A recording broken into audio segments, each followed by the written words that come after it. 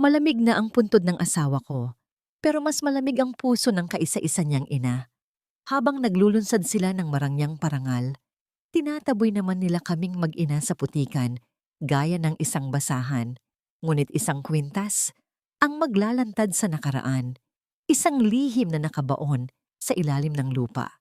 Sino ang tunay na demonyo sa likod ng magarang maskara?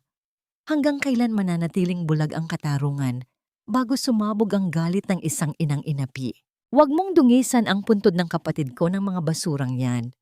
Isang malaking insulto sa pangalan ng mga Buena Flor na makitang nakatayo ang isang tulad mo sa harap ng himlayan ni Santino. Ang boses ni Doña Maribeth ay kasing talas ng patalim na humihiwa sa malamig na hangin ng sementeryo. Sa ilalim ng malakas na buhos ng ulan, nananatiling nakaluhod si Teodora sa putikan, yakap-yakap ang 6 na taong gulang na si Lira. Ang kanyang mga kamay ay puno ng gasgas at pasma, bunga ng magdamag na paghabi sa mga sariwang bulaklak ng sampagwita na ngayon ay marahas na tinabig ng gwardiya. Ang mga puting talulot na sumisimbolo sa kanyang wagas na pag-ibig ay dahan-dahang nalulubog sa maruming tubig. Tila ba ang kanyang dangal ay niyuyurakan din ng mga taong itinuturing ang sarili na mas mataas kaysa sa Diyos. Pinagmasdan ni Teodora ang buslo ng bulaklak na pinag-ipunan niya ng ilang linggo. Ang bawat hibla ng sinulid na ginamit niya ay may kasamang dalangin. Bawat bango ng sampagwita ay mensahe para sa lalaking tanging nagparamdam sa kanya na siya ay mahalaga. Ngunit para sa mga Buena Flor, ang kanyang sakripisyo ay isa lamang abala, isang dumi na dapat walisin sa kanilang marangyang harapan. Ang hapdi ng pagkakasampal ng katotohanan ay mas masakit pa kaysa sa lamig na bumabaon sa kanyang mga buto. Ramdam niya ang paninikip ng kanyang lalamunan. Ang bawat hininga ay tila may kasamang lason na nanggagaling sa mapanghusgang mga mata ni Doña Ratna. Ilayo niyo ang mga pulubing iyan dito. This is a private memorial, hindi isang feeding program para sa mga taong hindi marunong lumugar. Mariing dagdag ni Maribeth habang inaayos ang kanyang mamahaling itim na belo. Sa isang mabilis at marahas na pagkilos, hinablot ng isang gwardiya ang balikat ni Teodora upang pilitin silang tumayo. Sa kaguluhang iyon, bahagyang bumukas ang lumang jacket na suot ni Lira. Doon, sa gitna ng kadiliman ng makulimlim na hapon, isang gintong kislap ang tumama sa mga mata ni Doña Ratna. Ang antigong kwintas na may pendant na hugis krus at may nakaukit na letra ng pamilya Buena Flor. Ang huling alaala na ibinigay niya sa kanyang paboritong anak na si Santino ay nakasabit sa leeg ng batang marungis. Tila tumigil ang pagtibok ng puso ni Ratna. Ang kanyang kamay na may hawak na mamahaling payong ay nagsimulang manginig at ang bawat patak ng ulan sa paligid ay tila naging malalaking tipak ng yelo na dumudurog sa kanyang katauhan. Ang bawat segundo ng katahimikan ay naging binging saksi sa isang lihim na pilit itinago ng pagkakataon. Paano napunta ang kayamanang iyon sa isang batang tinitingnan nila bilang basura? Wait, where did you get that? Magnanakaw! Sigaw ni Maribeth nang mapansin din ng alahas. Sinubukan niyang sunggaban ng bata, ngunit mabilis na humarang si Teodora. Ang kanyang katawan ay naging kalasag ng kaisa-isang kayamanang natitira sa kanya. Ngunit sa gitna ng sigawan at ng hagupit ng ulan, naramdaman ni Teodora ang biglang pagbigat ng maliit na katawang kanyang yakap. Ang mga labi ni Lira, na kanina ay nanginginig sa ginaw, ay biglang naging maputla at ang kanyang mga mata ay dahan-dahang tumirik. Walang babala, walang tunog. Ang bata ay bumagsak sa braso ni Teodora. Ang hininga ay tila isang kandilang biglang hinipan ng malakas na hangin. Bakit ang pag-ibig na nagbigay ng buhay, siya ring dahilan kung bakit tila binabawi na ang lahat sa akin ngayon? Ito na ba ang katapusan ng aking pagtitiis? O simula lamang ng isang mas malupit na laro ng tadhana? Ang amoy ng gamot at ang nakakabinging katahimikan ng puting pasilyo ng ospital ay tila sumasakal sa hininga ni Teodora. Habang nakaupo sa isang matigas na upuang bakal, Pinagmamasdan niya ang kanyang mga kamay na nanginginig pa rin. Ang putik mula sa sementeryo ay natuyo na sa ilalim ng kanyang mga kuko, naging kulay abong marka ng kanyang pagkabigo. Sa likod ng saradong pinto ng emergency room, naroon ang kanyang buhay, ang kanyang kaisa-isang dahilan para gumising sa bawat umaga, ang kanyang anak na si Lyra. Hindi mapakali si Doña Ratna. Nakatayo siya sa kabilang dulo ng pasilyo, malayo kay Teodora, ngunit ang kanyang mga mata ay tila hinihila ng hindi maipaliwanag na puwersa patungo sa babaeng kanyang hinamak kanina lamang. Ang kislap ng gintong kwintas sa leeg ng bata ay naging isang multong bumabagabag sa bawat hibla ng kanyang isipan. Hindi siya maaring magkamali.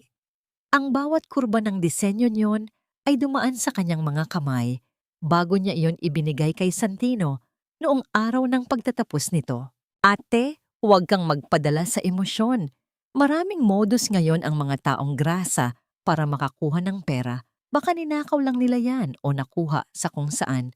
Bulong ni Maribeth, ang kanyang boses ay puno ng kamandag na nakabalot sa kunwari ay pag-aalala. Look at her.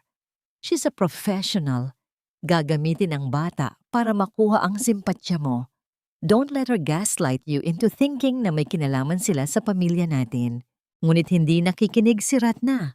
Nang lumabas ang nurse para kumuha ng gamit, mabilis na sumingit ang matanda sa loob ng silid. Nakita niya si Lyra, maputla at mahina. Tila isang munting ibon na nabali ang pakpak.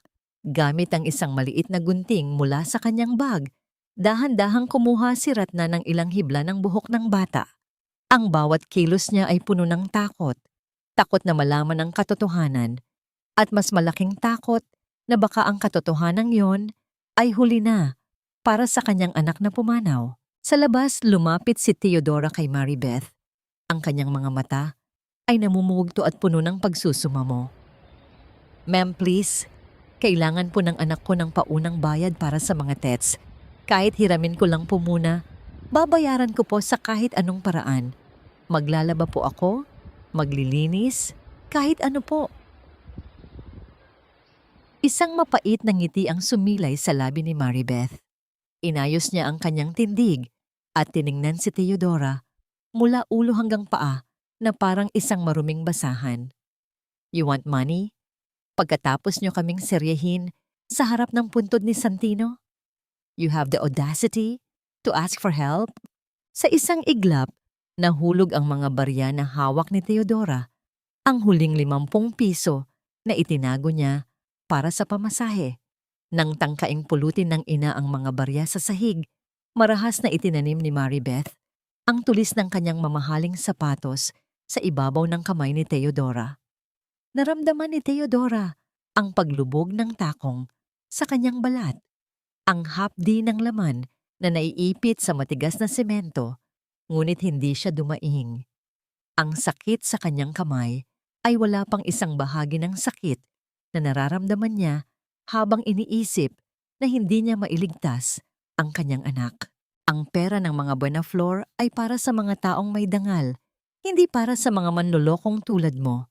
Malamig na sabi ni Maribeth bago siya tumalikod at iniwan si Teodora na nakasubsob sa sahig, yakap ang kanyang sugatang kamay. Lumipas ang ilang oras na tila mga taon. Si Ratna ay bumalik sa kanyang mansyon, ngunit ang kanyang diwa ay naiwan sa ospital. Hawak niya ang isang puting sobre na kararating lamang mula sa laboratoryong pag-aari ng isang malapit na kaibigan. Ang hangin sa loob ng kanyang silid-aklatan ay tila naging kasing bigat ng tingga. Sa bawat pagpunit niya ng sobre, ang tunog ng papel ay naging hudyat ng pagguho ng mundo na kanyang binuo sa loob ng 7 taon.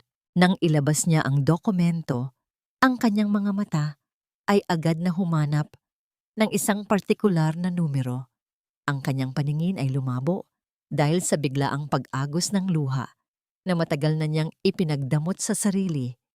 99.9% probability of paternity. Ang bawat salita ni Maribeth, ang bawat pangungutya niya kay Teodora, at ang bawat pagkakataong itinaboy niya ang mag-ina ay nagbalik sa kanyang alaala gaya ng mga sampal na paulit-ulit na dumudurog sa kanyang mukha. Hawak niya ang papel na nagpapatunay na ang batang itinuring niyang basura ay ang kaisa-isang buhay na alaala ng kanyang pumanaw na anak. Sa gitna ng kanyang pagtangis, hindi napansin ni Ratna na ang kanyang baso ng kape ay nabitawan niya. Ang itim na likido ay dahan-dahang kumalat sa ibabaw ng mesa. Nilalamon ang maputing papel ng resulta ng DNA. Tila ba isang madilim na babala na ang katotohanan ay maaaring malunod bago pa man ito makapagligtas ng buhay. Paano ko haharapin ang babaeng dinungisan ko ang pagkatao? Gayong siya pala ang nag-iingat sa huling yaman ng aking dugo? At kung malaman ni Maribeth ang tungkol dito, hanggang saan ang kayang gawin ng inggit para manatiling lihim ang isang kasalanang 7 taon nang nakabaon? Hindi sapat ang isang pirasong papel para burahin ang dumi ng nakaraan, ate. Alam natin lahat kung gaano kadesperada ang mga ganyang uri ng tao para lang makakapit sa yaman ng mga bonafide. Ang boses ni Maribeth ay parang malapit na lason na dahan-dahang nanunuot sa isipan ni Donna Ratna. Sa loob ng maranyang silid-aklatan, ang hangin ay tila naging kasing bigat ng mga antigong muebles na nakapaligid sa kanila. Hawak ni Ratna ang basang dokumento ng DNA. Ang kanyang mga daliri ay bahagyang nanginginig habang nakadikit sa kapatid na babae ng kanyang asawa. Pero ang resulta, Maribeth, si Lira ay anak ni Santino. Ako siya. Mahinang sagot ni Ratna. Ang kanyang boses ay puno ng pagkalito at pait. Isang mapait na tawa ang kumawala sa mga labi ni Maribeth. Lumapit siya at hinawakan ang balikat ni Ratna. Ang kanyang mga mata ay nagpapakita ng isang huwad na malasakit na sadyang idinisenyo para maghasik ng duda. Ate, believe me, naging bulag si Santino dahil sa sobrang pagmamahal. But I know the truth. Noong mga panahong iyon, hindi lang ang anak mo ang lalaki sa buhay ng Teodora na yan. Ginamit niya ang kabaitan ni Santino para pagtakpan ang kanyang sariling kalaswaan. Habang itinatanim ni Maribeth ang binhi ng pagdududa sa mansyon, sa isang maliit at tumutulong barong-barong sa gilid ng Ilog Pasig, pilit na pinatitigil ni Teodora ang panginginig ng kanyang mga kamay. Ang bawat patak ng ulan na tumatama sa butas-butas na bubong ng yero ay lumilikha ng isang malungkot na himig na sumasabay sa mababaw na paghinga ni Lira. Nakahiga ang bata sa isang manipis at butas-butas na banig. Ang kanyang noo ay nagbabaga sa lagnat habang ang kanyang dibdib ay mabilis na tumataas at bumababa. Tubig! Ma, nauuhaw po ako! Garalgal na bulong ni Lira.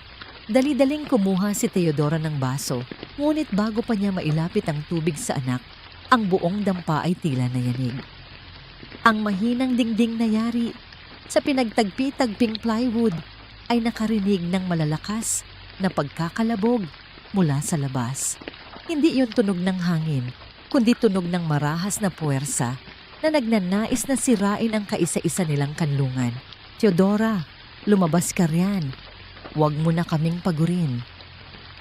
Sigaw ng isang baritonong boses mula sa labas. Kasunod ng tunog ng kahoy na nagkakalamat sa bawat paghampas. Nanlaki ang mga mata ni Teodora sa takot. Alam niya ang ibig sabihin nito. Hindi pa tapos ang mga buena flor sa kanila. Sa gitna ng dilim, mabilis niyang binuhat si Lira at dahan-dahang ipinasok sa ilalim ng kanilang luma at kinakalawang na papag. Huwag kang gagawa ng kahit anong tunog, anak. Takpan mo ang iyong bibig. Please, Lira, para kay Papa. Bulong niya habang ang sariling puso ay tila gustong kumawala sa kanyang dibdib dahil sa tindi ng kaba. Mula sa kanyang pinagtataguan, nakita ni Teodora ang pagbagsak ng kanilang pinto. Ang mga anino ng 2 malalaking lalaki ay gumapang sa sahig, dala ang isang aura ng panganib na tila nagpapatigil sa daloy ng panahon. Narinig niya ang pagtapon ng kanilang mga gamit, ang pagbasag ng tanging plato na pinagsasaluhan nilang mag-ina, at ang bawat mabigat na hakbang na palapit ng palapit sa kinaroroonan nila. Ang bawat tunog ng pagkasira ay parang isang saksak sa puso ni Theodora, habang ang kanyang mga luha ay tahimik na dumadaloy sa kanyang mga pisngi. Samantala, pabalik sa mansyon, inilapag ni Maribeth ang isang luma at kupas na litrato sa harap ni Ratna. Doon, makikita si Theodora na nakangiti at nakayakap sa isang lalaking hindi si Santino. Actually, I hired someone to investigate her years ago.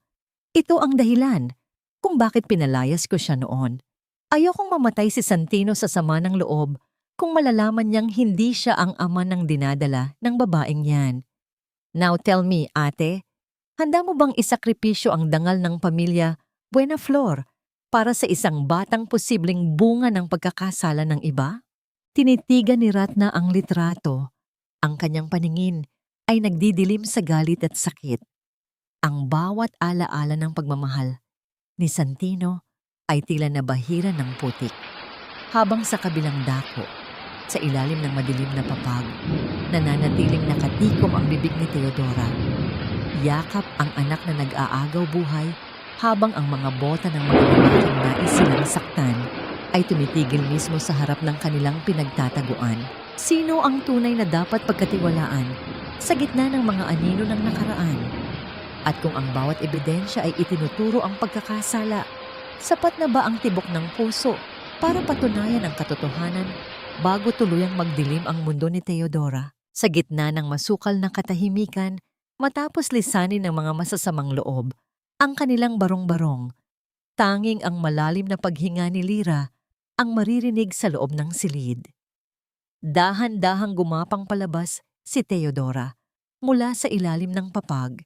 Yakap-yakap ang anak na tila isang munting ibon na nanginginig sa takot. Ang bango ng mga nadurog na sampagwita sa sahig ay humalo sa amoy ng basang lupa at kalawang, isang halimuyak na tila nagpabalik sa kanya sa isang panahong ang mundo ay hindi pa kasing lupit ng kasalukuyan. Hinaplos ni Theodora ang noo ng anak at sa bawat guhit ng mukha ni Lyra, ang mukha ni Santino ang kanyang nakikita. Tila bumalik ang kanyang gunita 7 taon na ang nakalilipas sa ilalim ng matandang puno ng acacia kung saan unang naging saksi ang buwan sa kanilang mga pangarap. Dora, ganito ang tamang pagpilipit ng sinulid, bulong ni Santino noon habang hawak ang magaspang na kamay ni Theodora. Ang mga kamay ng isang Buenaflor na dapat ay humahawak lamang ng bolpen at mamahaling baso ay matiyagang nagbubuhol ng mga talulot ng sampagita. Dapat ay matatag ang bawat buhol, gaya ng pangako ko sa iyo.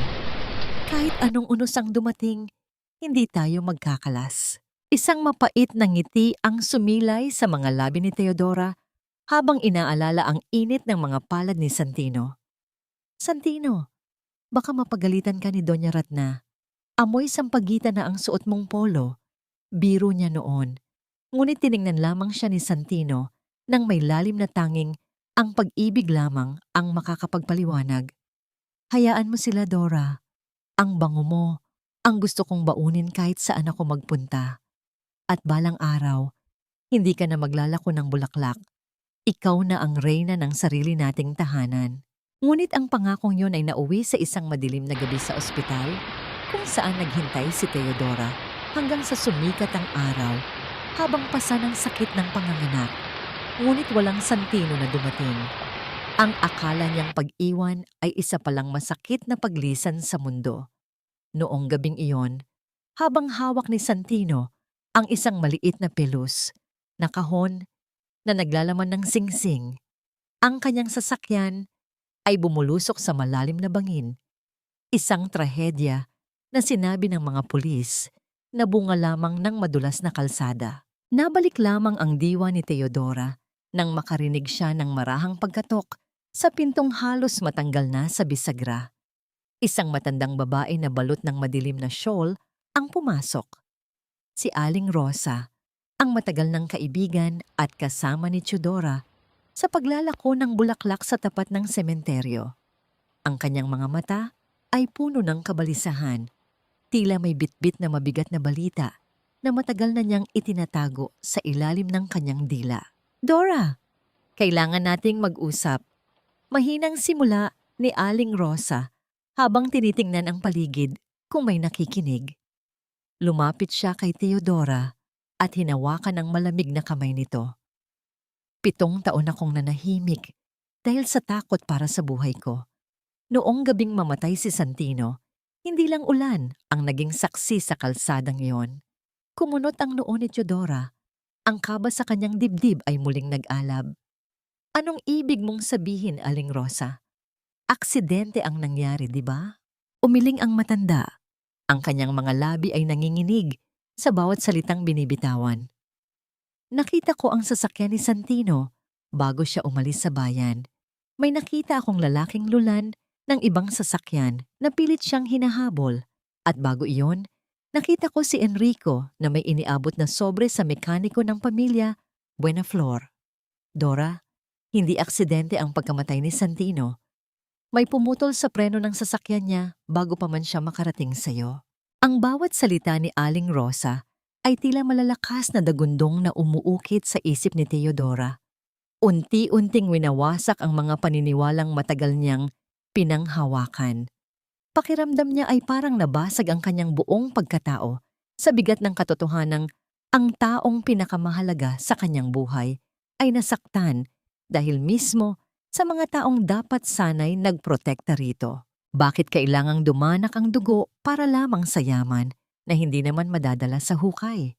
At ngayong alam na ni Teodora na ang kamatayan ni Santino ay isang planadong pagpaslang, sapat na ba ang kanyang lakas para harapin ang mga dambuhalang pumatay sa kanyang kaligayahan? Anong ginagawa mo rito, ate? Akala ko ba ay malinaw na ang usapan nating huwag nang dungisan ang pangalan ni Santino sa pamamagitan ng batang ito? Ang tinig ni Maribeth ay parang malamig na hanging pumasok sa loob ng silid ng ospital. Pinuputol ang sagradong katahimikan sa pagitan ni Doña Ratna at ng munting si Lira. Nakatayo si Ratna sa tabi ng kama. Ang kanyang mga kamay ay nanginginig pa rin matapos maramdaman ang malambot at mainit na balat ng bata. Sa kabilang dako ng lungsod, si Teodora ay kasalukuyang nagkakakuskos ng mga maruming damit ng ibang tao. Ibinibenta ang huling lakas ng kanyang katawan para lamang may maipambili ng gamot. Hindi alam na ang lobo ay nasa loob na ng kuta ng kanyang kaisa-isang kayamanan. Nabalik ang diwa ni Ratna sa malupit na realidad nang makita ang mapanghusgang mga mata ni Maribeth. Ngunit bago siya makasagot, ang munting tinig ni Lira ay muling umalingaw-ngaw, puno ng inosenteng kuryosidad. Lola, kayo po ba ang anghel na sinasabi ni Mama?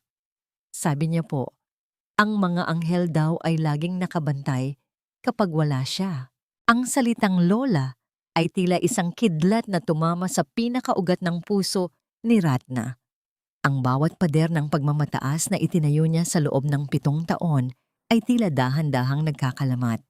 Tiningnan niya si Lira, ang mga mata nito, ang hugis ng ilong, at ang paraan ng pagngiti ay tila isang buhay na replika ng kanyang pumanaw na anak.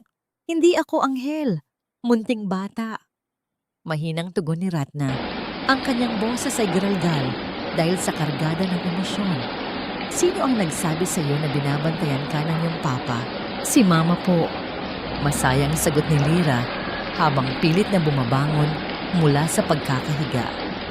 Sabi niya po, si Papa ay nasa langit na at palaging nakatingin sa amin mula sa mga bituin. Minsan po, kapag malungkot si Mama, kinakausap niya ang picture ni Papa sa ilalim ng unan niya. Sabi niya, kamukhang kamukha ko raw po ang kaisa-isang lalaking minahal niya. Sa bawat salitang lumalabas sa bibig ng bata, lalong bumabaon ang pagsisisi sa dibdib ni Ratna.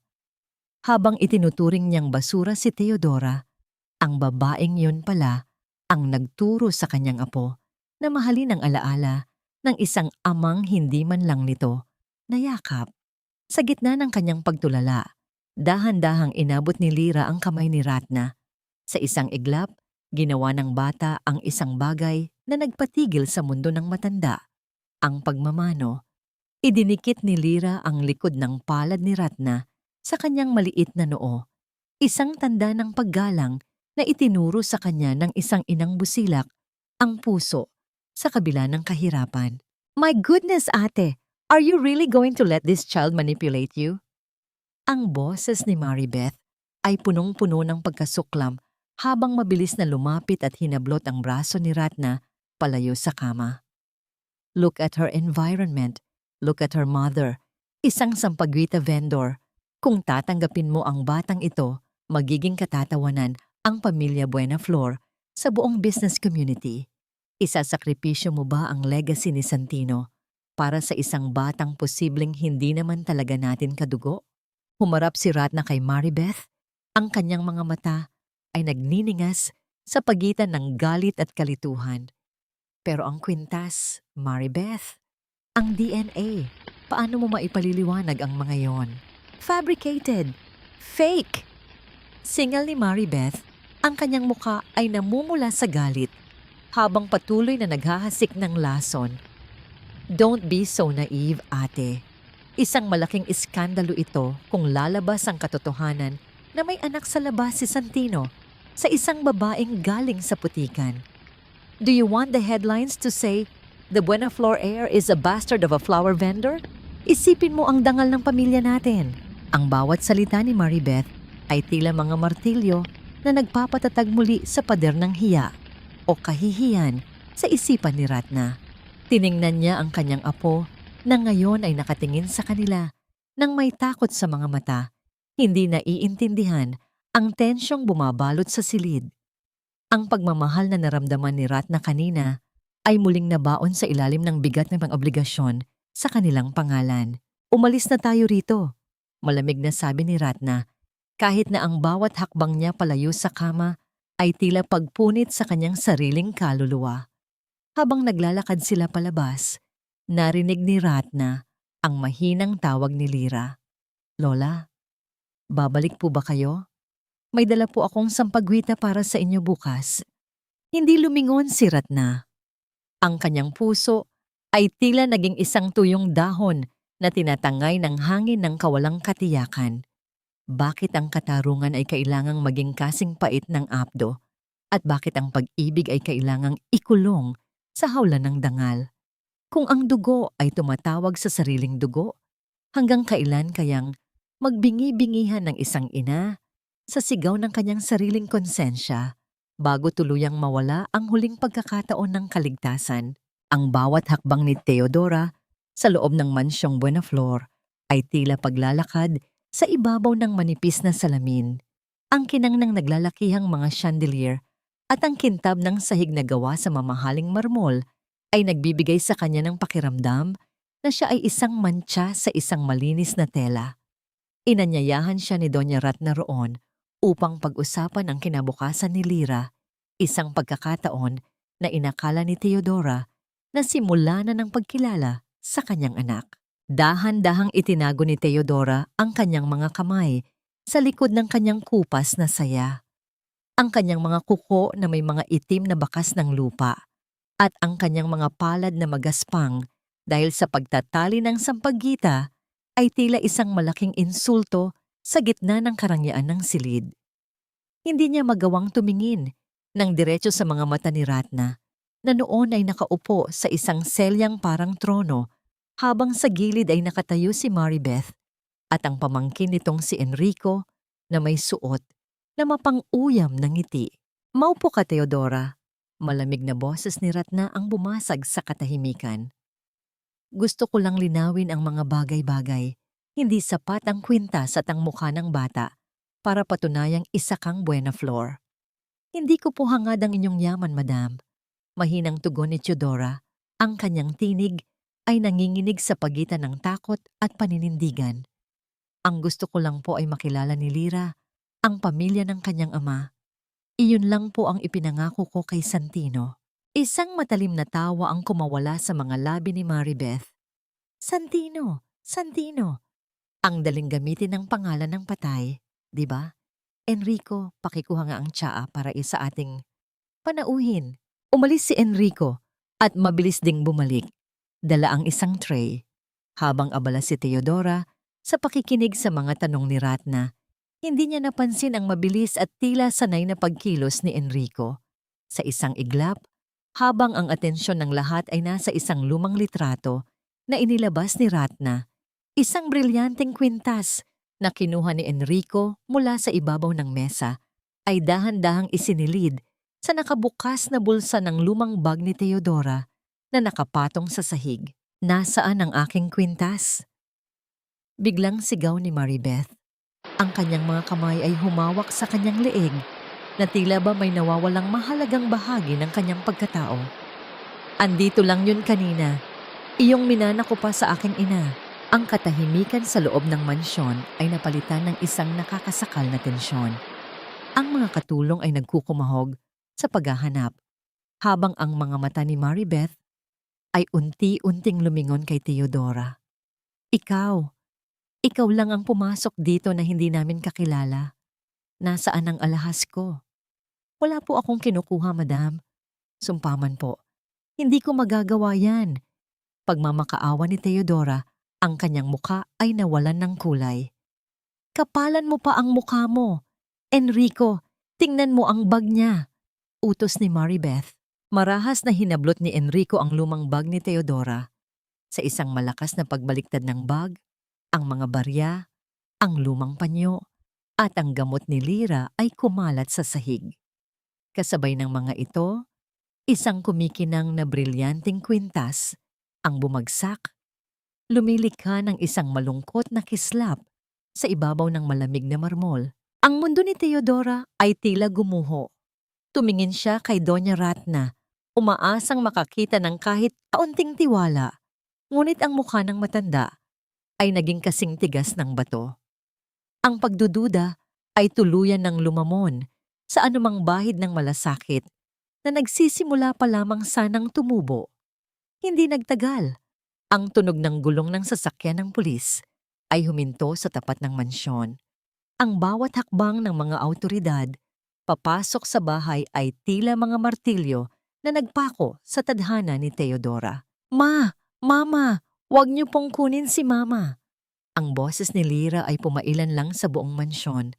Ang bata, na noon ay dinala ni Teodora dahil walang mapag-iwanan, ay tumakbo at yumakap sa binti ng kanyang ina.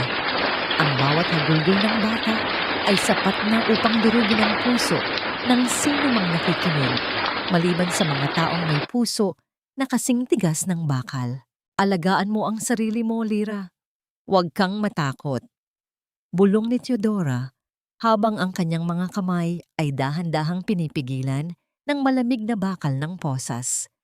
Ang bawat pag-ikot ng susi sa posas ay parang tunog ng pagsasara ng pinto ng kanyang kinabukasan. Dinala si Teodora sa himpilan ng pulisya, sa loob ng madilim na selda, habang ang amoy ng luma at basang semento ay bumabalot sa kanya. Lumapit si Enrico sa tapat ng mga rehas. Ang kanyang mukha ay malapit sa bakal, sapat na upang maamoy ni Teodora ang mahal na pabango nito na humahalo sa baho ng kawalang katarungan. Isang salita mo pa tungkol sa pagiging buena flor niyo, Teodora. Bulong ni Enrico. Ang boses ay mababa at puno ng banta. Sisiguraduhin kong sa sementeryo na ang tuloy ng anak mo, mamatay siya sa gutom at sakit habang nabubulok ka rito. Pumili ka, ang iyong dangal o ang hininga ng anak mo. Ang katahimikan ay muling bumalot sa selda. Tanging ang malayo at malamig na tunog ng pagsasara ng malaking pintong bakal ng kulungan ang nagsilbing huling hantungan ng kanyang pag-asa. Walang katarungan para sa mga tulad nating ipinanganak sa banig ng kahirapan, Teodora.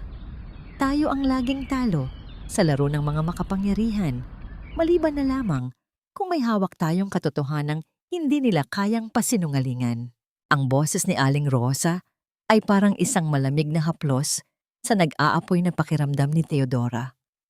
Kakalabas lamang niya ng kulungan dahil sa tulong ng isang hindi kilalang donor na nagpiyansa sa kanya, isang bagay na hanggang ngayon ay palaisipan sa kanyang isipan.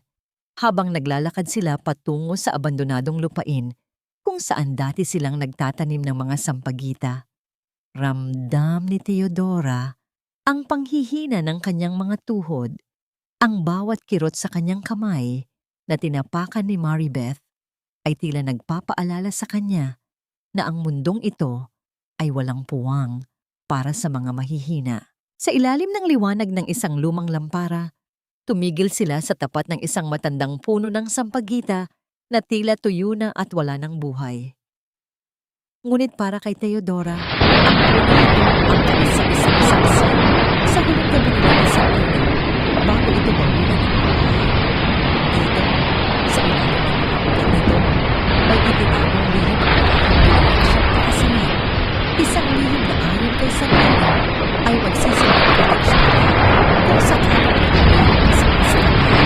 Kinuha ni Teodora ang isang kalawangang tula at nagsimulang humukay. Ang tunog ng bakaw na bubungan sa matigas na lupa ay ang lumasad sa katahimik na ang bawat pagkakarga ng lupa ay parang paghukay sa sarili niyang mga sugat hanggang sa maramdaman niya ang isang matigas na bagay sa ilalim. Ang tunog ng pala na tumama sa isang metal na kahon ay nagdulot ng isang kakaibang panginginig sa kanyang buong katawan. Dahan-dahang inangat ni Teodora ang isang lumang lata ng biskwit na nababalot na ng makapal na kalawang at dumi. Nang buksan niya ito, ang amoy ng lumang papel at amag ay agad na humalo sa malamig na hangin. Sa loob ay naroon ang isang itim na kwaderno, ang personal na talaarawan ni Santino at isang maliit na USB drive na nakabalot sa plastic. Nang buksan ni Teodora ang unang pahina ng kwaderno, ang pamilyar na sulat kamay ni Santino ay tila isang tinig na muling nabuhay mula sa kabilang buhay. Ang bawat letra ay tila may kasamang luha na dahan-dahang nanunuot sa puso ng ina.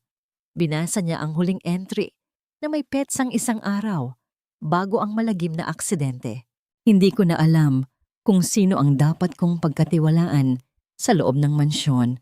Alam na ni Enrico ang tungkol sa gagawin kong paglilipat ng lahat ng aking shares sa pangalan ng magiging anak namin ni Dora. Tinakot niya ako. Sabi niya, hindi raw hahayaan ng mga Buenaflor na mapunta ang yaman sa isang basura.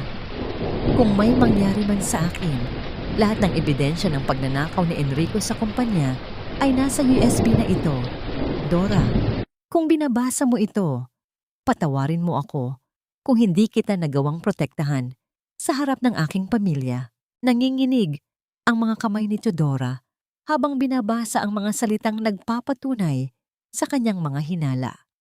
Ang bawat kataga ay tila isang matalim na kutsilyo na dahan-dahang humihiwa sa kanyang natitirang pagtitimpi.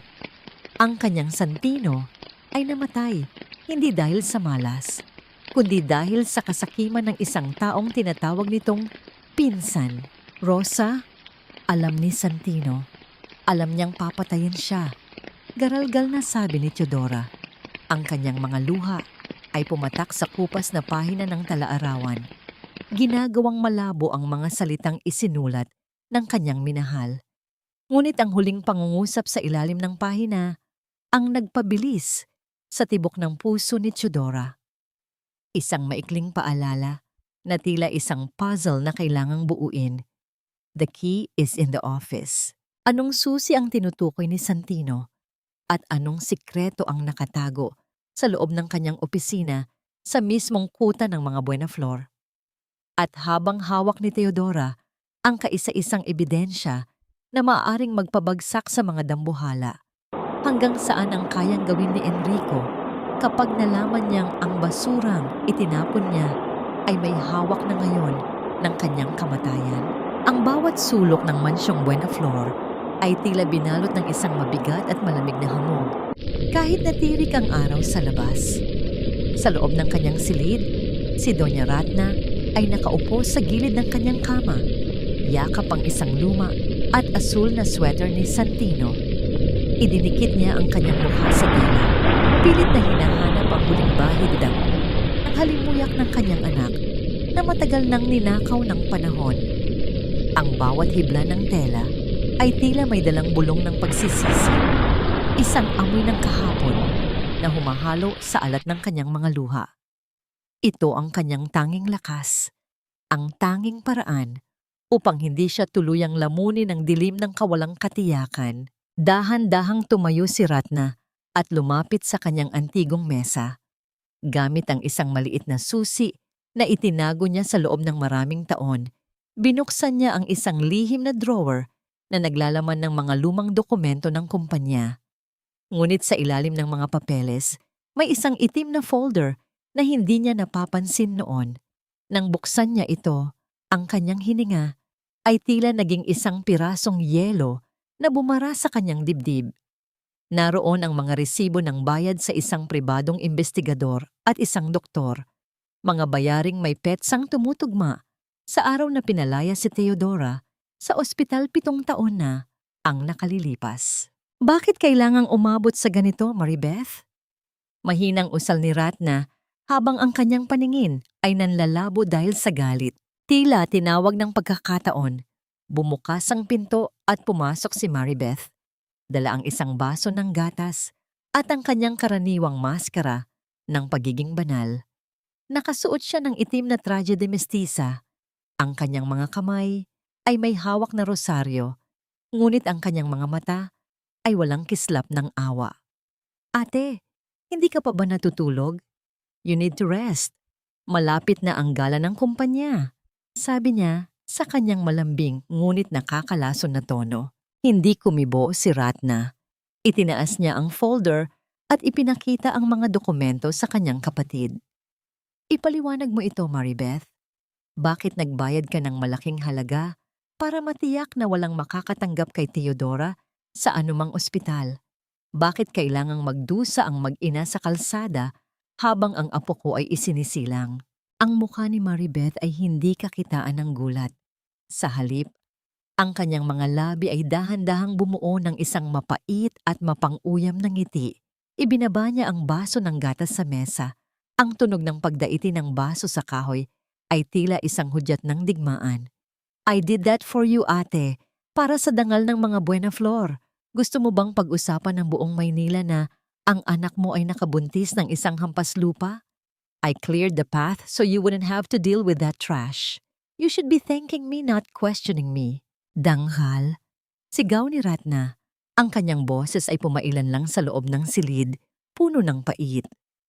Ang dangal ba ay ang pagpatay sa huling alaala ng anak ko? Apo ko si Lyra, Maribeth. Dugo ko ang dumadaloy sa kanya, pero hinayaan mo siyang mabulok sa putikan. Ate, listen to me. Lumapit si Maribeth at hinawakan ang mga balikat ni Ratna. Ang kanyang mga kuko ay bahagyang bumaon sa balat ng matanda. Ang batang iyan ay isang sumpa. Kapag kinilala mo siya, guguho ang lahat ng pinaghirapan natin. The stockholders will lose trust. Enrico will lose his place. Isang sampagita vendor lang siya, ate. She's nothing but a stain in our gold-plated history. Huwag kang magpakamartir para sa isang pagkakamali ng nakaraan. Naramdaman ni Ratna ang isang matinding kirot sa gitna ng kanyang dibdib. Isang pamilyar na paninikip na tila may libu-libong karayom na bumabaon sa kanyang puso. Ang bawat salita ni Maribeth ay tila lason na dahan-dahang nagpapatigil sa kanyang daloy ng dugo. Napahawak siya sa kanyang mesa, ang kanyang hininga ay naging mababaw at mabilis.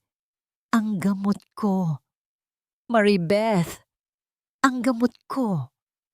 Bulong ni Ratna habang ang kanyang paningin ay nagsisimulang magdilim. Tiningnan ni Maribeth ang kanyang kapatid na nahihirapan.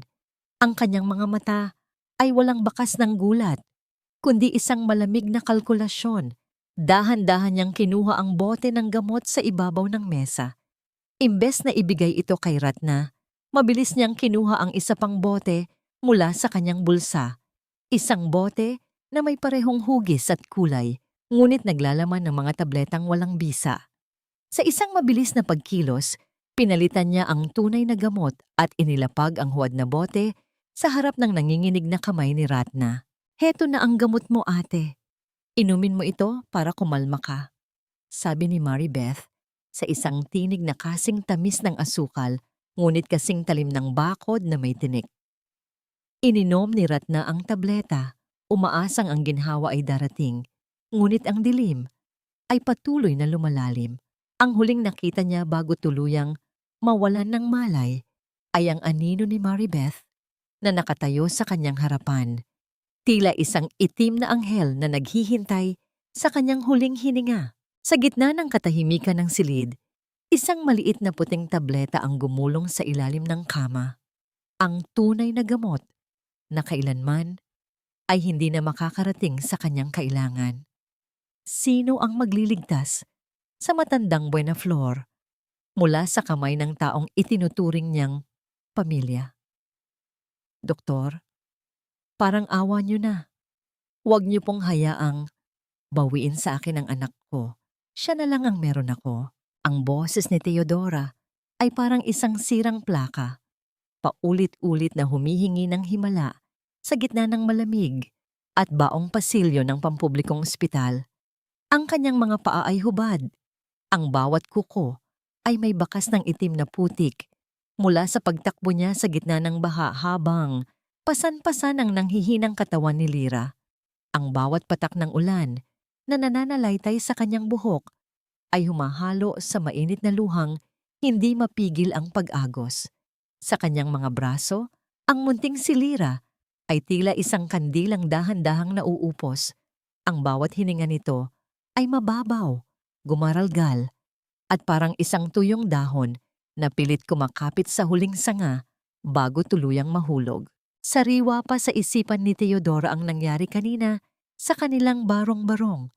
Ibinigay niya ang gamot na binili niya mula sa huling sentimong natitira. Ngunit sa halip na guminhawa, ang bata ay lalong nangisay at namuti ang mga labi. Hindi niya alam na ang gamot na yon ay pinalitan ni Enrico ng isang lason na dahan-dahang nagpapatigil sa tibok ng puso. Ngayon, habang pinagmamasdan niya ang mga nurse na nagkakandara pa sa pagtulak ng stretcher ni Lyra patungo sa intensive care unit, naramdaman ni Teodora ang paninigas ng kanyang buong katawan. Ang kanyang lalamunan ay tila sinasakal ng isang hindi nakikitang kamay at ang bawat tibok ng kanyang sariling puso ay parang isang martilyo na dumudurog sa kanyang natitirang pag-asa. Sa gitna ng kanyang paghihinagpis, isang anino ng isang lalaki ang huminto sa kanyang harapan. Nakasuot ito ng maayos na Amerikana, ngunit ang muka ay puno ng pagod at lumbay. Siya si Attorney Valderrama, ang dating kanang kamay at tapat na abogado ni Santino na 7 taon ding nagtago dahil sa takot sa banta ni Enrico. Teodora, ikaw ba ang babaeng laging ikinukwento sa akin ni Santino? Mahinang tanong ng abogado. Ang boses ay puno ng pakikiramay. Huwag kang matakot. Matagal ko na kayong hinahanap. May hawak akong dokumentong hindi nakuha ni Enrico. Ang tunay na habilin ni Santino para sa inyong mag-ina. Samantala, sa loob ng marangyang mansyon ng mga Buenaflor, ang amoy ng mamahaling pabango at ang kinang ng mga alahas ay tila isang malaking insulto sa nag-aagaw buhay na katotohanan.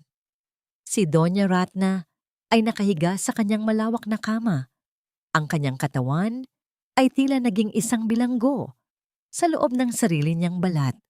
Ang huwad na gamot na ibinibigay ni Maribeth ay dahan-dahang nagpapahina sa kanyang isipan. Ginagawa siyang parang isang aninong walang boses.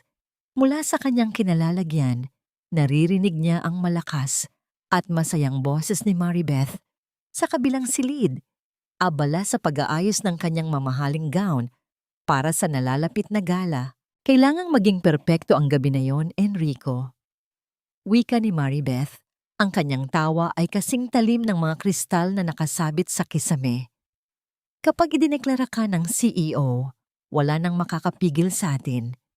Ang matandang yan ay hindi natatagal at ang hampas lupang Teodora ay tiyak na nakalubog na sa sarili niyang luha. Narinig ni Ratna ang bawat salita, ang bawat plano ng pagtataksil na tila mga saksak sa kanyang naghihingalong puso. Gusto niyang sumigaw, gusto niyang tumayo, at palayasin ang mga ahas na ito sa kanyang pamamahay. Ngunit ang kanyang mga kalamnan ay hindi sumusunod. Tanging ang kanyang mga mata na lamang ang nagsisilbing saksi sa kawalang hiyaan ng mga taong itinuring niyang pamilya. Ang bawat pagkurap ng kanyang mga mata ay may kasamang dalangin na sana ay magkaroon pa siya ng huling pagkakataon na maitama ang lahat ng kanyang pagkakamali. Bumalik ang eksena sa ospital kung saan ang doktor ay lumabas mula sa ICU na may malungkot na anyo. Ang bawat hakbang nito patungo kay Theodora ay tila tunog ng isang hatol na walang kapatawaran. Sa bawat segundong lumilipas, ang katahimikan sa pasilyo ay nagiging mas mabigat pa kaysa sa anumang krus na pinasan ni Theodora. Kailangan ng operasyon ngayon din, Theodora. Pero sa kondisyon ng bata at sa kakulangan natin sa kagamitan dito, baka mawala ang bata sa gitna ng proseso. Ang boses ng doktor ay naging isang malamig na hangin na tumagos sa kaluluwa ni Theodora. Napaatras si Theodora. Ang kanyang likod ay sumandal sa malamig na pader ng ospital. Ang kanyang paningin ay nagdilim at sa loob ng kanyang isipan, narinig niya ang boses ni Santino na tila tinatawag siya mula sa kabilang buhay. Ito na ba ang katapusan ng lahat? Isasakripisyo ba niya ang huling bahagi ng kanyang puso sa isang operasyong walang kasiguruhan o hahayaan na lamang niyang sumama ang kanyang anak sa kanyang ama sa langit? Ang tagal mo namang mamatay, ate. Pinahaba mo pa ang pagdurusa nating lahat dahil sa pagmamatigas mo. Ang boses ni Maribeth ay kasing lamig ng hanging nanggagaling sa aircon ng silid. Ngunit mas masahol pa ito sa anumang bagyo para kay Doña Ratna. Nakahiga ang matanda, tila isang rebultong walang buhay habang ang kanyang mga mata ay bahagyang nakabukas. Sapat lamang para makita ang malupit na anyo ng kanyang kapatid. Ngunit sa likod ng anyong lupaypay ang diwa ni Ratna ay gising na gising. Natutunan na niyang iluwa ang huwad na gamot na ibinibigay ni Maribeth sa tuwing hindi ito nakatingin. Ang bawat butil ng galit na namuo sa kanyang dibdib ay nagsilbing mitya para muling mag-alab ang kanyang kagustuhang mabuhay. Nang lisanin ni Maribeth ang silid, dahan-dahang gumalaw si Ratna. Ang bawat pag-atras ng kanyang mga kalamnan ay may kasamang matinding kirot. Tila ba ang kanyang mga buto ay gawa sa basag na bubog. Gumapang siya patungo sa ilalim ng kama, kung saan gumulong ang kaisa-isang tunay na tableta ng kanyang gamot sa puso noong nakaraang gabi.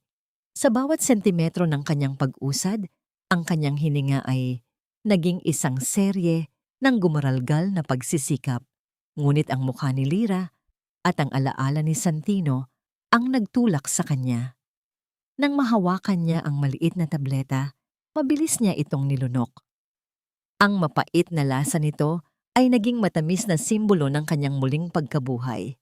Sa kabilang dako ng lungsod, sa loob ng isang madilim na sulok ng ospital, naramdaman ni Theodora ang pag-vibrate ng kanyang lumang telepono. Isang hindi kilalang numero ang lumitaw sa screen. Sa tulong ni Aling Rosa na nagawang makapasok sa mansyon bilang isa sa mga pansamantalang tagalinis para sa gabi ng gala, ang tawag na ito ang naging tulay sa pagitan ng dalawang pusong pinaghiwalay ng puot at pagkakamali. Theodora! Ang boses ni Ratna sa kabilang linya ay mahina, garalgal at puno ng pagsusumamo.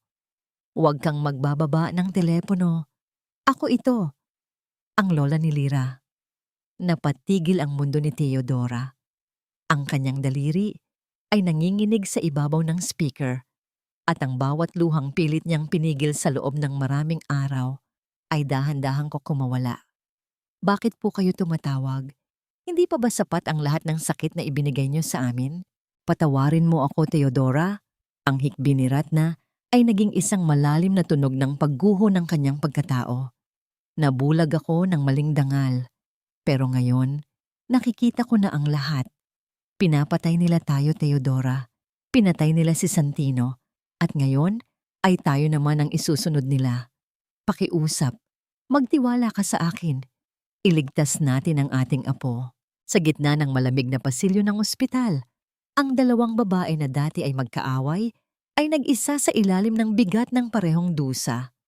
Ang bawat salita ng paghingi ng tawad ni Ratna ay tila isang balsamo na dahan-dahang nagpapahilom sa mga sugat ni Theodora. Napagkasunduan nila ang isang plano, isang mapanganib na hakbang na gaganapin sa gitna ng pinakamakinang na gabi ng mga Buena Flor. Walang kaisipan ng paghihiganti ang nanaig, kundi ang wagas na hangaring mabigyan ng katarungan ang isang pag-ibig na kailanman ay hindi namatay. Maghanda ka, Theodora. Isusuot natin ang ating pinakamalakas na baluti. Wika ni Ratna habang ang kanyang paningin ay nakatitig sa salamin. Nakikita ang isang babaeng handa nang bawiin ang lahat. Ngunit ang katahimikan ng kanilang pag-uusap ay nabasag nang biglang bumukas ang pinto ng silid ni Ratna. Pumasok si Enrico.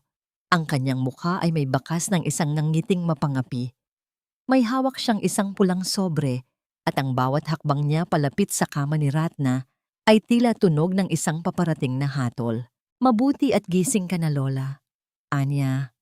Ang boses ay puno ng mapanganib na kagalakan. Gusto ko lang ipaalam sa'yo na sa gabi ng gala, hindi lang ang pagiging CEO ko ang ipagdiriwang natin. I'll be announcing my engagement to the heiress of the Montenegro Group. At sa sandaling mangyari iyon, wala nang puwang ang anumang sampagita sa pamilyang ito.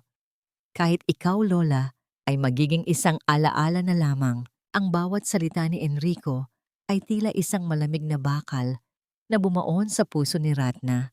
Ngunit imbes na matakot, ang matanda ay tumingin ng diretso sa mga mata ng kanyang pamangkin. Ang kanyang puso ay tumitibok ng may bagong layunin. Ang digmaan ay hindi pa tapos at ang pinakamalaking pasabog ay hindi magmumula sa entablado, kundi sa katotohanang matagal nang ibinaon sa ilalim ng lupa. Ang bawat kristal na nakasabit sa dambuhalang chandelier ng Grand Ballroom ay tila mga matang nanghuhusga sa gitna ng nakatutulig na karangyaan.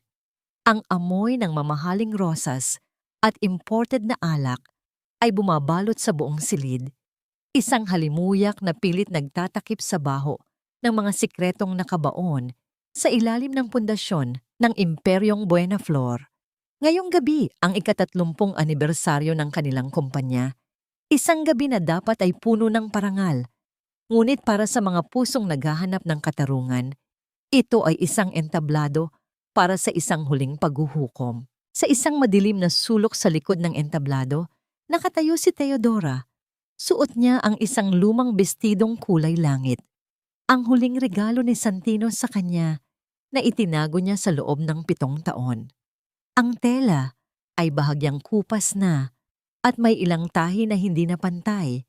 Ngunit sa bawat haplos niya sa malamig na tela, nararamdaman niya ang init ng yakap ng lalaking kaisa-isa niyang minahal.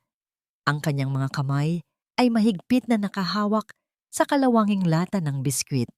Ang kaisa-isang sandata na magpapabagsak sa mga dambuhala.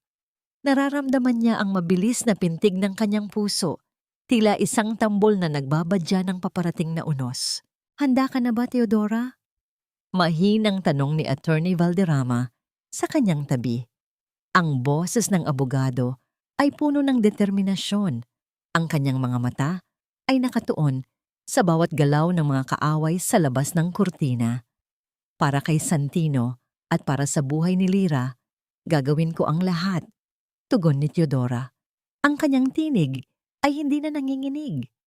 Ang bawat hapdi ng sampal at bawat pait ng pangungutya na natanggap niya ay nagmistulang bakal na nagpapatatag sa kanyang kalooban. Samantala, sa gitna ng bulwagan, si Maribeth ay parang isang reynang naglalakad sa ibabaw ng mga pangarap na kanyang winasak. Ang kanyang itim na gown ay kumikinang sa bawat tama ng ilaw at ang kanyang mga ngiti ay kasing tamis ng asukal na may halong lason. Sa tabi niya, si Enrico ay panay ang pakikipagkamay sa mga maimpluwensyang tao. Ang kanyang dibdib ay busog sa yabang habang iniisip na sa loob ng ilang minuto, ang korona ng kumpanya ay tuluyan ng mapapasa kanya. Look at them, Enrico. We finally won. Lahat sila ay nakayuko sa atin ngayon. Bulong ni Maribeth habang tinitingnan ang matatandang board members na tila mga sunod-sunuran sa kanilang kapangyarihan. Everything is under control, tita. Pagkatapos ng speech ko, wala nang makakaungkat pa sa nakaraan. Sagot ni Enrico ng may kumpiyansa habang inaayos ang kanyang mamahaling kurbata. Sa gitna ng kagalakan, isang pintuan ang bumukas at dahan-dahang pumasok si Doña Ratna na nakaupo sa kanyang wheelchair. Ang kanyang mukha ay sadyang pinutla at ang kanyang mga mata ay tila nakatitig sa kawalan. Isang anyo na sadyang ginawa upang maniwala ang lahat na siya ay wala ng saysay at mahina na ang isip.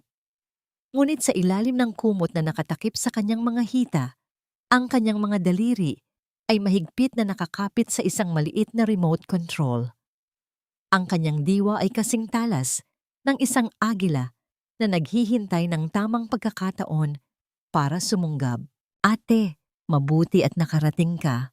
Plastic na bati ni Maribeth habang hinahalikan ang malamig na pisngi ng matanda para masaksihan mo ang bagong simula ng Buenaflor Group sa ilalim ni Enrico. Hindi sumagot si Ratna. Tiningnan lamang niya ang dambuhalang projector screen sa gitna ng entablado. Ang bawat segundong lumilipas ay tila isang mabigat na patak ng tubig sa isang punong baso. Umakyat si Enrico sa podium. Ang bawat hakbang niya ay lumilikha ng tunog ng sapatos na tumatama sa kahoy. Tila ba sadyang pinapakinggan ng tadhana ang bawat sandali ng kanyang nalalabing kaligayahan. Inayos niya ang kanyang kurbata at humarap sa madla. Ang kanyang mukha ay maliwanag sa ilalim ng spotlight na tila ba siya ay isang bayani. Magandang gabi sa inyong lahat, panimula ni Enrico. Ang boses ay pumailan lang sa buong bulwagan, puno ng awtoridad. Ngayong gabi, hindi lang natin ipinagdiriwang ang 3 dekada ng tagumpay. Ngayong gabi, ibabaon na natin ang mga multo ng nakaraan at haharap tayo sa isang bagong kinabukasan na may isang bagong pinuno. Ngunit bago pa man niya mabigkas ang kanyang sariling pangalan, ang bawat bumbilya na nagbibigay ng liwanag sa malawak na bulwagan ay sabay-sabay na namatay. Ang kadiliman ay biglang lumamon sa bawat mukha ng mga panauhin at ang tunog ng bulungan at pagkalito ay nagsimulang gumapang sa gitna ng katahimikan. Walang anino, walang kislap, kundi isang binging kadiliman na tila humihigop sa hininga ng lahat. Sa gitna ng dilim, dahan-dahang nagkaroon ng sariling liwanag ang dambuhalang screen sa likod ni Enrico. Hindi ito ang video ng kasaysayan ng kumpanya na kanilang inihanda. Ang unang lumitaw ay ang mukha ni Santino 7 taon na, ang nakalilipas, nakangiti, may hawak na sampagwita, at may mga matang tila nakatitig ng diretso sa kaluluwa ni Enrico. Ang bawat hibla ng katawan ni Enrico ay nanigas. Ang lamig na gumapang sa kanyang likuran ay mas matindi pa sa anumang unos, at sa ilalim ng larawan, lumitaw ang mga salitang kulay dugo na nagpatahimik sa buong mundo. Hindi ako namatay sa aksidente. Ang bawat hininga sa loob ng Grand Ballroom ay tila naging isang pirasong yelo na bumara sa lalamunan ng mga panauhin. Ang dambuhalang screen ay hindi na nagpapakita ng larawan ng tagumpay, kundi ng isang madilim na katotohanang 7 taon nang pilit ibinabaon sa limot. Ang kintab ng pawis sa noo ni Enrico ay mas lalong naging halata sa ilalim ng asul na liwanag ng projector, habang ang bawat hibla ng kanyang katawan ay nanginginig sa tindi ng takot. Sa gitna ng binging katahimikan, isang boses ang umalingaw-ngaw mula sa mga speaker, isang boses na kabisadong-kabisado ni Doña Ratna.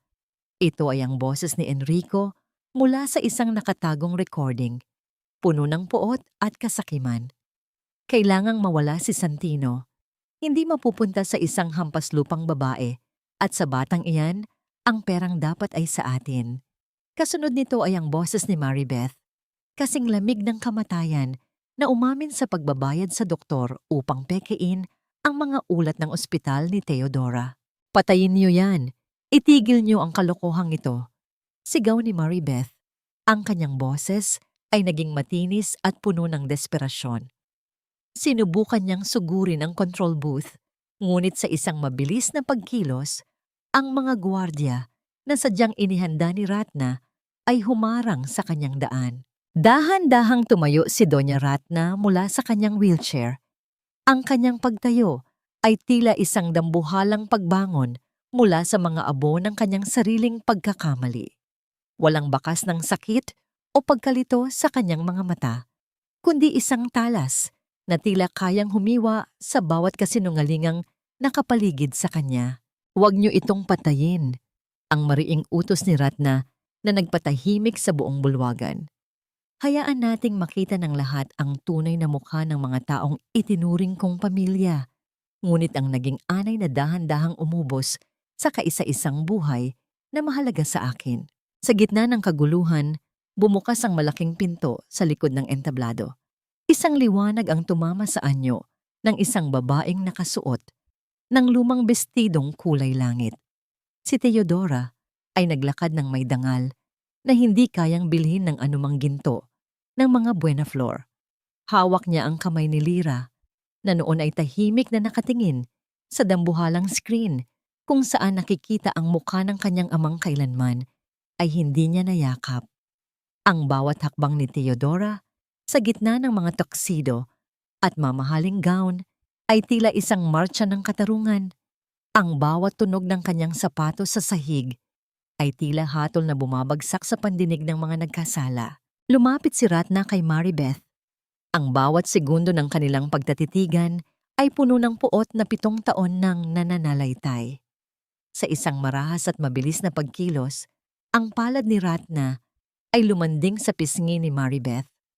Isang marahas na pagdaiti ng balat, sa balat na sumisimbolo sa bawat luhang ibinuhos ni Teodora, bawat gutom na tiniis ni Lyra, at bawat kasinungalingang ipinakain sa kanya.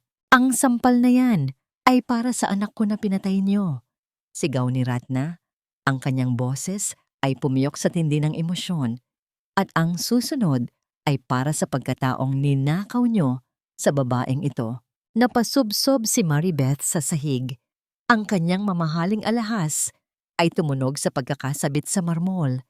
Tila mga kadenang nagsisimulang humigpit sa kanyang leeg. Si Enrico, na noon ay tila isang daga na naipit sa sulok, ay mabilis na bumaba sa podium at nagtangkang tumakbo patungo sa gilid ng ballroom. Ngunit bago pa siya makalayo, ang malalaking pinto ng bulwagan ay bumukas at pumasok ang mga tauhan ng National Bureau of Investigation. Kasunod si Attorney Valderrama na may hawak na warrant of arrest. Nanigas si Enrico nang maramdaman ang malamig na bakal ng posas na pumupulupot sa kanyang mga kamay. Ang kislap ng brilyante sa kanyang kurbata ay tila naging isang malaking biro sa gitna ng kanyang pagkakaaresto. Tumingin siya kay Teodora nang may nanlilisik na mga mata. Isang huling desperadong pagtatangka na manakot, ngunit tanging isang malamig at matatag na tingin ang ibinalik sa kanya ng ina ni Lyra. Ang dambuhalang screen sa likod ay dahan-dahang nagpalit ng imahe. Wala na ang mga ebidensya, kundi isang larawan ni Santino na nakangiti habang yakap si Teodora sa ilalim ng puno ng sampagita. Ang halimuyak ng mga bulaklak sa paligid ay tila naging mas matindi. Isang mabangong paalala na ang katotohanan, gaano man ito ibaon ng malalim, ay laging hahanap ng paraan upang sumibol sa tamang panahon. Tapos na ang laro niyo, Enrico. Maribeth, mahinang usal ni Teodora habang yakap ang kanyang anak. Ang kanyang mga luha ay pumatak. Ngunit hindi na ito luha ng pait, kundi luha ng isang inang sa wakas ay napanalo ang laban para sa kanyang pamilya. Sapapat na ba ang pagkakakulong para mabayaran ang 7 taong pagnanakaw sa buhay ng isang sanggol? At sa gitna ng pagguho ng imperyo ng mga Buena Flor, paano uusbong ang isang bagong simula sa ibabaw ng mga guho ng nakaraan? Ang malamig na rehas ng selda ay tila isang malupit na salamin na nagpapakita ng hubad na katotohanan kay Maribeth. Wala na ang kintab ng kanyang mga diamante, wala na ang bango ng mamahaling pabango, at ang kanyang marangyang gown ay gusot-gusot na at puno ng mantsa ng luha at dumi ng semento. Ang bawat tunog ng pagsasara ng malaking pintong bakal ay tila isang hatol na paulit-ulit na dumudurog sa kanyang pagkatao. Sa loob ng madilim na silid, ang tanging nagbibigay ng liwanag ay ang maliit na bintanang may mga rehas kung saan dahan-dahang nalalaglag ang mga talulot ng isang lantang sampagwita na naiwan sa sahig. Hindi ito maaari. Hindi ako pwedeng manatiling ganito. Mahina at paos na bulong ni Maribeth habang pilit niyang hinahanap ang natitirang lakas ng loob sa gitna ng kanyang desperasyon. Ang dati niyang maayos na mga kuko ay dahan-dahang kumikiskis sa malamig na dingding, nag-iiwan ng bakas ng kanyang pagkabalisa at pagkabigo. Sa tuwing sumasagi sa isip niya ang imahe ni Theodora na matatag na nakatayo sa harap ng mga tao, muling sumisiklab ang inggit at pait sa kanyang dibdib, mga damdaming lalo lamang nagpapabigat sa kanyang sariling pinagdaraanan. Samantala, sa labas ng kuta ng mga Buena Flor, nagsimula na ang malaking pagbabago. Si Doña Ratna ay hindi nag-aksaya ng panahon. Ang bawat dokumento na may kinalaman sa ilegal na gawain ni Enrico ay ipinaubayaan niya sa mga awtoridad. Ipinag-utos din niya ang pagbebenta ng ilang malalaking lupain at ari-arian ng pamilya na nabahira ng dugo at kasinungalingan. Ang perang nakuha ay itinalaga niya para sa isang pundasyon na tutulong sa mga batang may sakit sa puso at sa mga inang biktima ng pang-aapi. Para kay Ratna, ito ang tanging paraan para linisin ang pangalan ni Santino at makahingi ng tawad sa langit. Isang hapon, habang nag-aayos ng gamit si Theodora sa kanilang pansamantalang matutuluyan, dumating si Ratna. Ang matanda ay tila nabawasan ng bigat sa balikat, ngunit ang lungkot sa kanyang mga mata ay nananatili pa rin. Theodora, ihohonor ko ang huling habilin ni Santino. Mahinang simula ni Ratna habang iniaabot ang isang susi at mga papeles ng isang bahay sa isang tahimik na subdivision. Sa'yo ang bahay na ito at may inihanda akong trust fund para kay Lyra. Hindi niyo na kailangang magtiis sa hirap. Tinitigan ni Theodora ang mga papeles, ngunit dahan-dahan niya itong itinulak pabalik sa matanda. Madam, salamat po, pero hindi ko po kayang tanggapin ang lahat ng ito. Ang tanging hiling ko lang kay Santino ay ang katarungan at ang pagkilala kay Lyra. Ngayong nakuha na namin iyon, sapat na po sa akin ang mabuhay sa sarili kong pagsisikap. Gusto kong lumaki si Lyra na alam na ang dangal ay hindi nasusukat sa laki ng bahay, kundi sa linis ng puso. Napayuko si Ratna. Ang bawat salita ni Theodora ay tila isang aral na dahan-dahang nagpapalambot sa kanyang natitirang pagmamataas. You are more Buena Flor than any of us, Theodora. Santino was right to choose you. Ngunit ang katahimikan ng kanilang pag-uusap ay nabasag nang biglang pumasok ang isang nurse. Ang mukha nito ay putlang-putla at ang bawat hininga ay puno ng kaba. Madam, si Lyra po. Bigla pong bumagsak ang kanyang oxygen level. Kailangan na po siyang isalang sa operasyon ngayon din. Ang bagoong pag-asa ay muling nabaon sa takot. Mabilis na nagtungo ang dalawang ina sa ospital. Ang bawat segundong lumilipas sa loob ng puting pasilyo ay tila mga taon ng paghihintay. Nang makarating sila sa tapat ng operating room, ang pulang ilaw sa itaas ng pinto ay biglang nagningas. Isang babala na ang buhay ni Lyra ay nasa gitna na ng isang mapanganib na laban. Naupo si Theodora sa sahig. Wala nang lakas na tumayo. Inabot ni Ratna ang kanyang kamay at mahigpit itong hinawakan. Ang dalawang babae na dati ay pinaghihiwalay ng isang malalim na bangin ng antas sa lipunan ay ngayon ay magkayakap na nagdarasal sa ilalim ng binging liwanag ng ospital.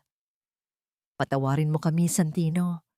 Huwag mong hayaang kunin ang anak natin, bulong ni Theodora habang ang bawat patak ng kanyang luha ay bumabasa sa malamig na sahig. Lumipas ang mga oras at ang tanging naririnig sa pasilyo ay ang paulit-ulit na tunog ng makina mula sa loob ng silid. Isang matalim at walang katapusang huni na bumibilang sa bawat nalalabing pag-asa. Biglang bumukas ang pinto ng operating room at lumabas ang doktor na may bakas ng dugo sa kanyang damit. Ang kanyang mukha ay hindi mabasa sa ilalim ng maskara. Ligtas ba ang huling bunga ng pag-ibig ni Santino o ang katarungang ipinaglaban ni Teodora ay mauuwi rin sa isang panibagong puntod na babasain ng kanyang mga luha?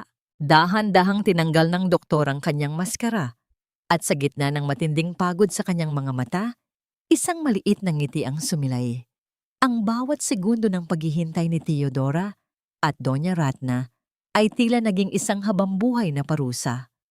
Ngunit ang unang salitang binitawan ng doktor ay tila isang anghel na bumaba mula sa langit upang pawiin ang lahat ng pait. Ligtas na po ang bata. Matatag ang puso ni Lyra gaya ng kanyang ama. Sa isang iglap, ang lakas ni Teodora ay tuluyang bumigay, ngunit hindi dahil sa dusa, kundi dahil sa sobrang pasasalamat. Napaluhod siya sa malamig na sahig ng ospital. Ang kanyang mga kamay ay nakatakip sa kanyang mukha habang ang mga hikbi ng kagalakan ay dahan-dahang kumakawala sa kanyang dibdib. Naramdaman niya ang isang mainit na yakap mula kay Ratna. Isang yakap na wala ng bahid ng pag-aalinlangan o pagkakaiba ng antas sa buhay. Ang dalawang babaeng nagmula sa magkaibang mundo ay nagkasundo sa ilalim ng himala ng buhay. Lumipas ang ilang buwan at ang dating madilim at maulan na sementeryo ay napalitan ng isang maliwanag at maaliwalas na umaga sa tapat ng sementeryo ng Santa Amparo. Ngunit sa pagkakataong ito, hindi na nakaluhod sa putikan si Teodora. Sa tapat mismo ng kalsadang dati niyang nilalakaran bilang isang hamak na tindera, nakatayo na ang isang maliit ngunit magandang tindahan ng mga bulaklak na may karatula sa itaas. Santino's Bloom. Ang amoy ng sariwang sampagita ay nananaig sa hangin. Kasing bango ng mga pangarap na dati ay inakala ni Teodora na nabulok na kasama ng kanyang mga luhang pumatak sa semento. Sa loob ng tindahan, makikita ang mga hanay ng mga sariwang rosas, liryo, at higit sa lahat, ang mapuputi at mababangong kwintas ng sampagita na maayos na nakasabit. Pinili ni Teodora na huwag tanggapin ang mansyong inaalok ni Ratna. Mas pinili niyang mabuhay ng payak dahil sa bawat talulot ng bulaklak na kanyang hinahawakan, nararamdaman niya ang presensya ni Santino na nakangiti sa kanya. Mama, tingnan mo po. Ang ganda po ng gawa ni Lola. Masayang sigaw ni Lyra. Ang bata ay mukhang masigla na. Ang kanyang mga pisngi ay mayroon ng kulay rosas at ang kanyang tawa ay kasing huni ng mga ibon sa umaga. Sa likod ng counter, nakaupo si Doña Ratna. Wala na ang kanyang mamahaling traje de mestiza o ang kanyang wheelchair. Nakasuot lamang siya ng simpleng duster at ang kanyang mga kamay na dati ay puro alhas lamang ang hinahawakan ay ngayon ay bihasa na sa pagpilipit ng sinulid at pagkakabit ng mga talulot ng sampagwita. Ang kanyang mukha ay hindi na kasing tigas ng marmol. Ang bawat kulubot sa kanyang balat ay tila nagpapakita ng isang bagong natagpuang kapayapaan. Mali ang buhol mo, Lyra. Ganito dapat, para kahit anong hangin, hindi basta-basta kakalas. Malambing na sabi ni Ratna habang tinuturuan ng kanyang apo. Tumingin siya kay Teodora at nagkatinginan ang dalawa. Isang tingin na puno ng pagkilala at pagtanggap. Salamat, Teodora. Salamat sa pagpapatuloy sa akin sa buhay niyo. Dito po kayo nararapat, Madam. Lola Ratna. Nakangiting sagot ni Teodora habang inaayos ang isang bouquet. Ang pamilya ay hindi lang sa dugo, kundi sa pagpili nating manatili kahit mahirap ang sitwasyon. Ang hapon ay dahan-dahang lumalim at ang gintong liwanag ng paglubog ng araw ay tumama sa kanilang tatlo habang sabay-sabay silang nagtatali ng mga bulaklak. Ito ang kanilang golden moment, isang tagpong hindi mabibili ng anumang yaman ng mga Buenaflor. Ang bawat ikot ng sinulid ay tila nagbubuhol sa kanilang tatlong henerasyon. Binubuo ang isang kwintas ng pagmamahal na mas matibay pa sa anumang unos na nagdaan. Ngunit sa gitna ng katahimikan at kapayapaan, habang abala si Theodora sa pag-abot ng mga bulaklak sa isang customer, napahinto siya. Isang lalaki ang dahan-dahang naglalakad sa kabilang panig ng kalsada. Suot ang isang puting polo na tila pamilyar sa kanyang paningin. Ang tindig nito, ang bawat hakbang, at ang paraan ng pag-aayos ng buhok ay tila isang buhay na anino ng lalaking 7 taon na niyang hinahanap sa kanyang mga panaginip. Ang puso ni Theodora ay biglang tumibok ng mabilis. Isang kaba na matagal na niyang hindi nararamdaman ang muling gumising sa kanyang pagkatao. Ang bawat tunog ng paligid ay tila naglaho at ang tanging nakikita niya ay ang likod ng lalaking dahan-dahang lumalayo sa kalsada patungo sa direksyon kung saan nakahimlay ang mga pumanaw.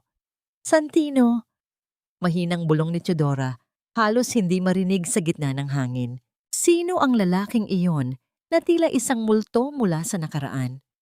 At kung ang bawat kabanata ng dusa ay tapos na, ito ba ay hudyat ng isang bagong simula o isang panibagong lihim na muling yayanig sa kapayapaang pilit nilang binuo? Mabilis na humakbang si Theodora. Tila lumulutang ang kanyang mga paa sa ibabaw ng mainit na aspalto habang hinahabol ang aninong tila kinuha mula sa kanyang mga alaala. Ang kanyang hininga ay naging isang serye ng mabilis at gumaralgal na pagsisikap at ang bawat tibok ng kanyang puso ay parang isang tambol na sumasabay sa pangalang paulit-ulit na binubulong ng kanyang isipan. Santino! Santino, maghintay ka! Sigaw ni Theodora, ngunit ang kanyang boses ay tila nilamon ng ingay ng mga sasakyan at ng ihip ng hangin. Nang marating niya ang kanto kung saan lumiko ang lalaki, bigla siyang napatigil. Wala roon ang lalaking nakaputi. Sa halip, tumambad sa kanya ang bukana ng sementeryo ng Santa Amparo, kung saan ang mga puting krus ay nakatayo ng may kapayapaan sa ilalim ng sikat ng araw. Isang maliit na bata ang lumapit sa kanya. May hawak na isang pirasong sampagwita na tila nalaglag mula sa kung saan. Para sa inyo po, ma'am. Sabi po ng lalaking dumaan, ibigay ko raw po sa babaeng may pinakamagandang ngiti. Sabi ng bata bago ito mabilis na tumakbo palayo. Nanginginig na tinanggap ni Theodora ang bulaklak. Ang bango nito ay kasing pamilyar ng mga yakap ni Santino. Isang halimuyak na hindi nagbabago sa kabila ng 7 taon ng pagdurusa. Doon niya napagtanto na ang lalaking nakita niya ay hindi isang multo o isang milagrong muling nabuhay, kundi isang paalala mula sa langit na ang kanyang sakripisyo ay hindi kailanman nawalan ng saysay. Ang aninong yun ay ang huling pamamaalam ni Santino. Isang hudyat na maaari na siyang magpatuloy sa buhay ng walang bitbit na pait sa kanyang puso. Lumipas ang mga araw at ang grand ballroom na dati ay naging saksi sa pagguho ng mga kasinungalingan ay napalitan ng isang simpleng entablado sa harap ng bagong tayong Santino Buenaflor Medical Center. Walang diamante, walang mamahaling alak, at walang mga taong nagtataguan sa likod ng mga maskara ng kapangyarihan. Ang bawat panauhin ay mga inang may bitbit na sanggol at mga matatandang may pag-asa sa kanilang mga mata. Tumayo si Doña Ratna sa harap ng mikropono. Hindi na siya ang matapang at mapagmataas na matriarch ng mga Buenaflor. Ang kanyang boses, bagamat may bakas pa rin ng autoridad, ay puno na ngayon ng isang uri ng lambot na tanging ang pagsisisi lamang ang makakapagbigay. Ang gusaling ito ay hindi itinayo para sa karangalan ng aming pangalan. Panimula ni Ratna, ang kanyang mga mata ay lumingon kay Theodora at Lyra na nakaupo sa unang hanay. Itinayo ito bilang isang monumento ng katarungan, isang paalala na ang tunay na kayamanan ay hindi nasusukat sa gintong nakatago sa vault, kundi sa bawat tibok ng puso na nailigtas natin mula sa kawalang katiyakan. Nang makuha ni Theodora ang pagkakataong magsalita, hindi siya gumamit ng mga matatayog na salita. Tumingin siya sa langit at pagkatapos ay sa kanyang anak. Ang katarungan ay parang sampagwita. Wika niya ng may mahinahong tinig. Maliit, maputi, at tila madaling durugin sa ilalim ng mga paa. Pero kahit yurakan mo ito, ang bango nito ay mananatili at kakapit sa iyong kaluluwa hanggang sa piliin mong maging mabuti. Pagkatapos ng seremonya, nagtungo ang mag-ina at si Ratna sa puntod ni Santino. Wala ng ulan, wala ng putik, at wala ng mga gwardyang humaharang sa kanilang daraanan. Ang bawat hakbang nila patungo sa marmol na himlayan ay puno ng isang uri ng katahimikan na tila isang mahabang buntong hininga ng ginhawa. Inilapag ni Lyra ang isang malaki at sariwang kwintas ng sampagita sa ibabaw ng puntod. Papa, look, hindi na po ako may sakit. At si Lola, kasama na po namin siya sa shop. Masayang kwento ng bata habang hinahaplos ang pangalang nakaukit sa bato. We are okay now, Papa. You can rest now. Lumuhod si Ratna sa tabi ng kanyang apo at dahan-dahang hinawakan ang malamig na marmol. Ang bawat luhang pumatak mula sa kanyang mga mata ay hindi na luha ng pagdadalamhati, kundi luha ng isang inang sa wakas ay nakauwi na sa kanyang tunay na tahanan, ang puso ng kanyang pamilya. Patawarin mo ako, anak. Salamat sa pag-iiwan mo sa akin ng dalawang anghel na nagturo sa akin kung paano muling maging tao. Tumayo ang tatlong henerasyon ng mga babaeng Buena Flor, magkakayakap sa harap ng huling hantungan ni Santino. Ang hanging dumaan sa mga puno ay lumikha ng isang malambot na sitsit sa mga dahon, tila isang mahinang palakpak mula sa kabilang buhay. Habang naglalakad sila palabas ng sementeryo, ang bawat hakbang ni Teodora ay puno ng dangal. Ang kanyang luha sa puntod ng anak ay natuyo na, pinalitan ng isang nangiting kasing liwanag ng umaga. Doon, sa gitna ng katahimikan, ang halimuyak ng sampagita ay nanatiling nakalutang sa hangin. Isang di namamatay na pamana ng isang pag-ibig na napanalo ang laban sa kasakiman, puot at kamatayan. Sa ilalim ng dahan-dahang paglubog ng araw, ang kalangitan ay nagkulay kahel at lila, tila isang dambuhalang painting na nagbibigay ng huling basbas sa isang mahabang araw. Sa tapat ng tindahang Santino's Bloom, ang bango ng mga sariwang sampagita ay humahalo sa amoy ng basang lupa matapos ang isang mabilis na ambon. Ang tunog ng mga kuliglig sa paligid ay nagsisimulang lumikha ng isang payapang melodiya, malayo sa ingay at gulo ng nakaraan. Nakalumbaba si Teodora sa counter. Pinagmamasdan ng isang lumang litrato ni Santino na nakasandal sa isang florera. Sa tabi nito ay isang maliit na sapatos ni Lyra noong sanggol pa ito. Ang sapatos na naging saksi sa bawat hakbang nila sa putikan. Napangiti siya nang marinig ang tawanan mula sa likod ng tindahan. Naroon si Doña Ratna, matyagang tinutulungan si Lyra sa kanyang mga homework, habang ang matanda ay may suot na salamin sa mata na bahagyang nakababa sa kanyang ilong. Ang pagpapatawad ay hindi isang mabilis na proseso, Santino. Mahinang bulong ni Teodora sa hangin, tila nakikipag-usap sa kaluluwa ng kanyang minahal. Hindi nito binubura ang peklat ng mga sampal o ang pait ng gutom.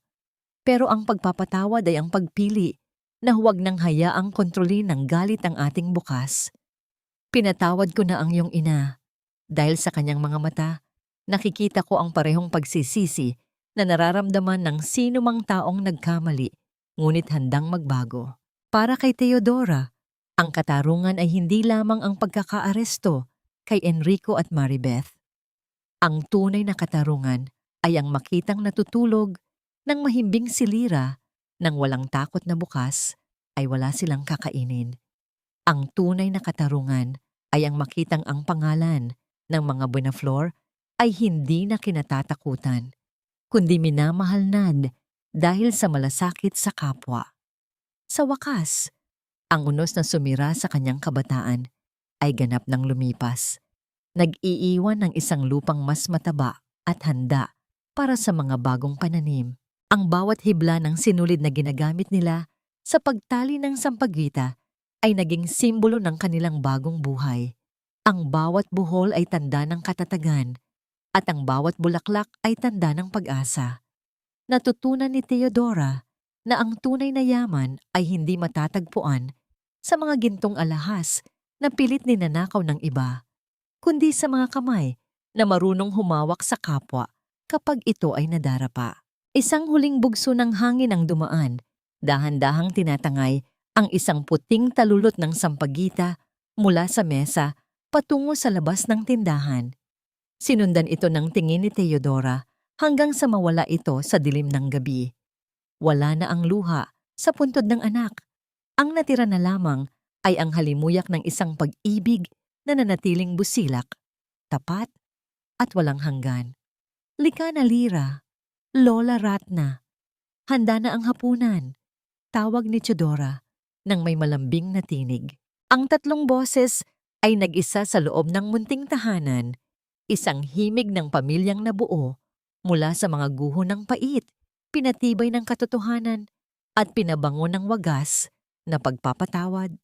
Sa huling sandali ng gabi, ang bituin sa langit ay tila kumislap ng mas maliwanag.